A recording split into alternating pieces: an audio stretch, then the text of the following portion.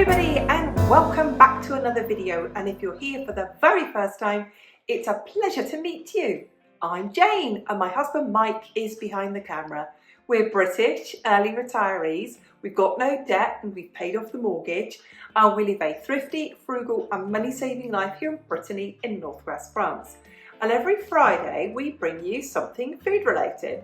Now on Wednesday we started our series of answering your questions about how to stretch our money, your money, everybody's money as far as we could. And today we have got just 2 questions to answer about saving money at the supermarket, and one little bit at the end from me, generally helping you save money at the supermarket and make your money go as far as you can.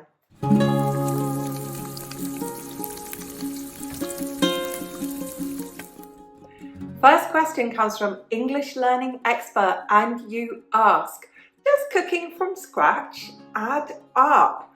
I'm going to answer this from my personal opinion, and my personal experience is every single time, absolutely yes. If I look at all of my years of cooking, for example, bringing my children up and cooking for them, it was always cheaper for me to make a homemade lunch for them to take to school every day than it ever was buying lunch at school, every single time. If we went out for the day as a family, taking food from home, and let's think about it, what does cooking from scratch mean?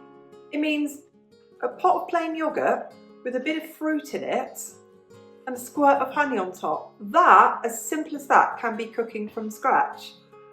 Boiling an egg, mushing up that boiled egg with some mayonnaise and putting it in a sandwich, that's cooking from scratch.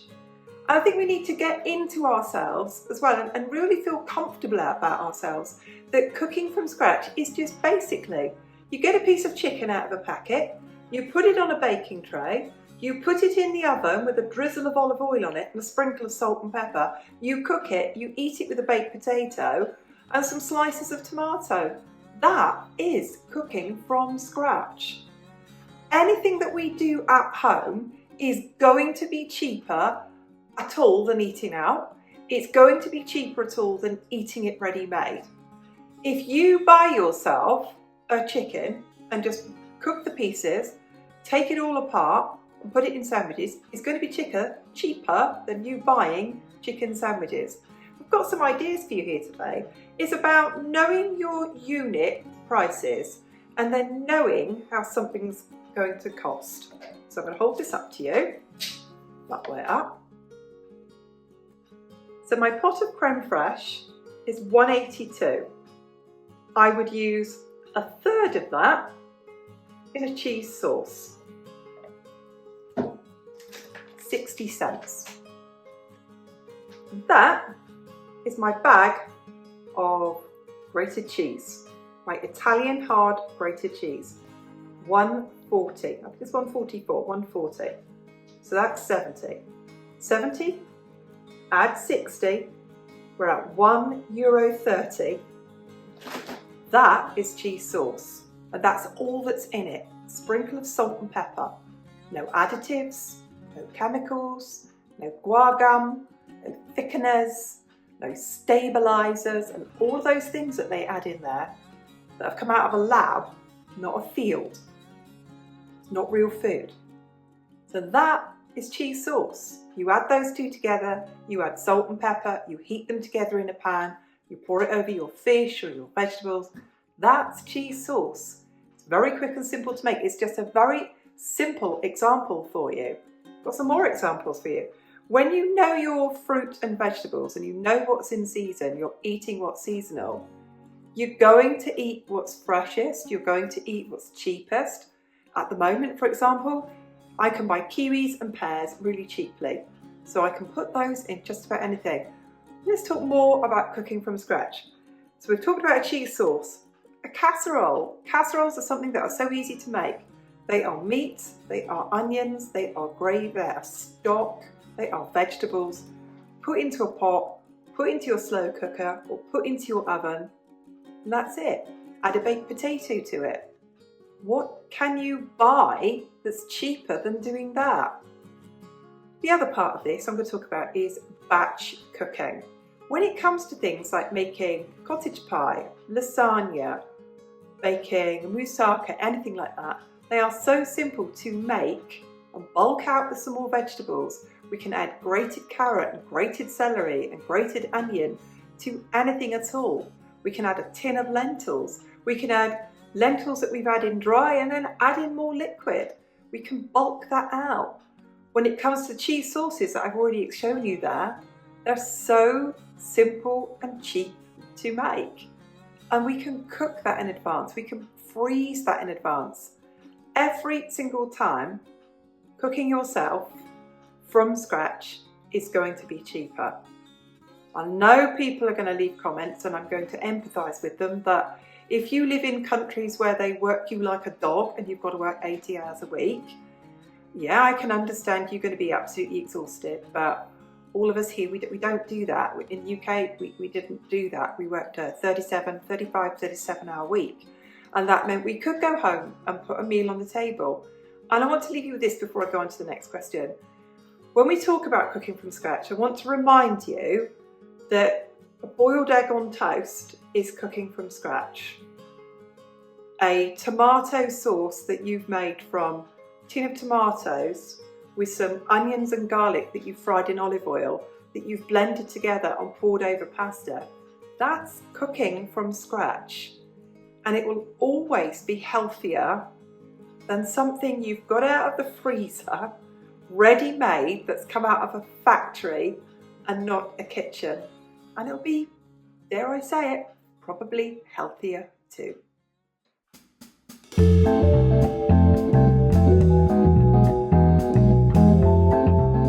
Next question comes from Carmina, and Carmina says, I have no idea how to shop for groceries in an economical way. Can I have some tips? Carmina, of course you can, and most people, I don't think, have a clue either. And I'm going to suggest to you that all of you, when you go shopping, have a little glance at what's in people's shopping trolleys. It's all a bit random. I don't know if you look, but I look in their trolleys and go, I don't know what meals you're putting together there. I can't see how what's in there is going to be a meal. So we're going to talk today, very briefly, as quickly as I can, Carmina, about how we're going to put that together in a very organised way. And I'm going to start with this, and I talk about this a lot. Before you leave your house, before you even put a shopping list together, before you even go thinking about, I'm going to go tomorrow, I want you to stock check what you have. I want you to look, first of all, in your fridge, think, well, what have I got in here that needs using up first? And what are the staples that I would need to buy? So think those are two things. What have I got that needs using up? And two, what are the staples that I need to buy? Secondly, I want you to do the same in your freezer. How many of you have got freezers or a freezer or freezers, as in the plural, and yet you're still buying things for the freezer? So have a stock check, please, of what you've got first. Make sure you're rotating that and using it up. So that's the first thing I want you to do. I want you to look at what you've got on hand. Thirdly, I want you to go to your pantry or your pantry cupboards or where you store your food. What have you got in there? Have a look at the tea, the coffee. Have a look at the long life food, all of those things that you know are in your pantry. I don't want you picking them up in the supermarket if you've already got 3 cans of coffee, if you've already got 4 bags of rice. I want you to be rotating those into your meal plans. When you've done those 3 things, then I want you to put together a plan of action to use what you've got first. I'm not suggesting that you don't go shopping until it's all gone, but build in what you've already got into your plan. So we're up to 4 stages now, aren't we? The 5th stage, I want you to get used to looking for the bargains at the supermarket before you go. I want you to start looking at every website of all the supermarkets that are available to you. And once you know the names of all those supermarkets, I want you to go into the App Store on your phone. And in the App Store, I want you to put in the name of that supermarket. Do they have an app? Because supermarkets are really crafty. Those coupons that they used to do, that was all the rage 10 or more years ago, are now digital. and they are app-based. Not everybody has the app. So be the person who gets the digital coupons by using the app. Make sure that you know where they all are. Make sure that you have, does it ask you to do some things? Some of my supermarkets are even craftier. I've got to actually tick the things that I want to buy in there at the reduced price. Get used to how do you use that app when you're in the store. Ask them, how do I use this? I had a real bit of a pickle once when I was in one supermarket. So I got my app out and I said, I'm really confused. What do I need to do next? The lady knew, she just knew. She scrolled through it, she pressed all the right buttons for me. I got my discounts, I walked out the store and I had about 34% off, about 20% of my shopping. I was one happy camper. So there we go. So where are we up to? Stock check your fridge, stock check your freezer, stock check your pantry. Make sure that you've made a plan of action to use what you've got first and you don't put on your shopping list what you don't need. Next thing you're going to do is you're going to make a plan where you know how to use all the discounts available from those supermarkets. And then I want you to sit down with a cup of tea with a notepad and I want you to go through those apps store by store, one by one. Now maybe you, have the supermarkets close to each other. I can drive to 5 different supermarkets in 5 minutes. That's not your case. It's not the part of the conversation that you and I need to have. But if it is, get used to, and this is the next part, splitting your shopping. Now, one week it might mean the deals are really good in one supermarket and you'll do them all there. The next week, you might find they have an awesome offer on coffee in another supermarket. It's so good that within your budget, you are going to buy coffee for a few months ahead. You might find, as I did the other day, they had 34% off poultry. So I bought turkey and I bought chicken and I bought about 45 euros worth. And then I got 34% cash back on my card that I spend like cash the next time I go into that supermarket. So where are we up to? We've stock checked. We've been through all the cupboards, we've downloaded all the apps, we've learned how to use them, and then we've created our shopping lists from the bargains and sales that we have cherry-picked in each of the supermarkets. Let's go on to some more points. So when you're going to go shopping, you're going to think about the meals that your family are going to eat. If your family always eat breakfast every day, always take a lunch to work every day, always eat an evening meal, that's your plan of action. So you've gone through all the sales leaflets, you're looking for whatever you eat for breakfast.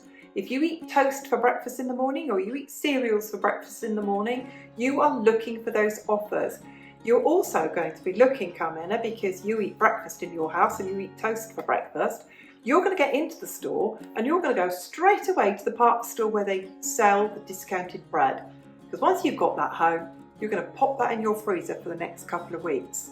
Something else you're going to do is, if you're like us and we eat meat and we eat fish, we eat the meat and the fish that is on offer at that time.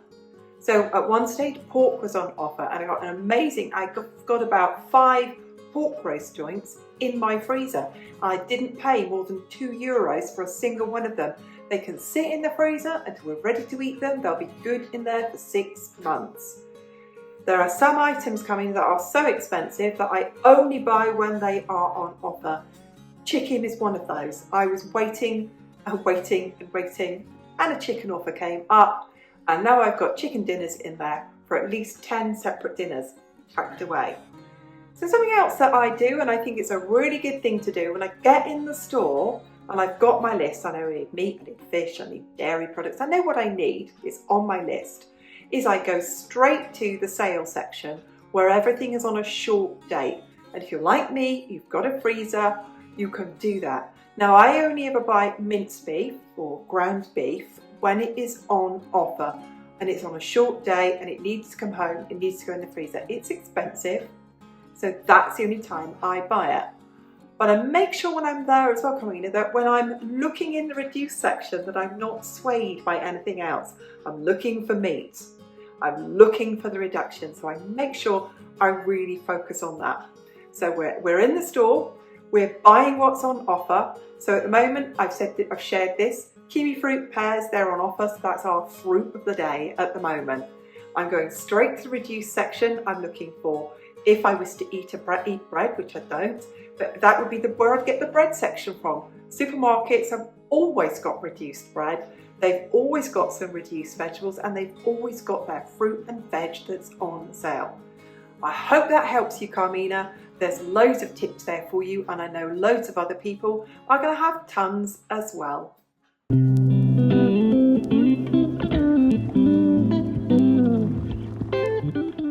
My final tip, and it's not answering anybody's question, but it is one of my favourite things to do to save money, is to take 10% of my supermarket budget every single month, and I'm using that to stock up.